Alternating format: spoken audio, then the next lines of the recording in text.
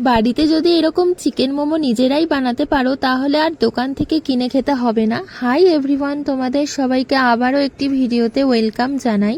এই চিকেন মোমোগুলো কিন্তু আমি গতকালকে রাতে বানিয়েছিলাম, সঙ্গে এই চাটনিটাও। চিকেন মোমোগুলো কিন্তু বানানো খুবই সহজ। প্রথমে বোনলেস চিকেন পিসগুলোকে মিক্সিতে দিয়ে তার সাথে 1 ইঞ্চি আদার টুকরো আর 4-5 কোয়া রসুন দিয়ে ভালো করে ব্লেন্ড করে নিতে হবে। তারপরে ওই চিকেন পেস্টের মধ্যে পরিমাণ মতন লবণ দিয়ে সঙ্গে পেঁয়াজ বাটা দিতে হবে। আর হ্যাঁ, পেঁয়াজ বাটার মধ্যে কিন্তু জল থাকলে চলবে না।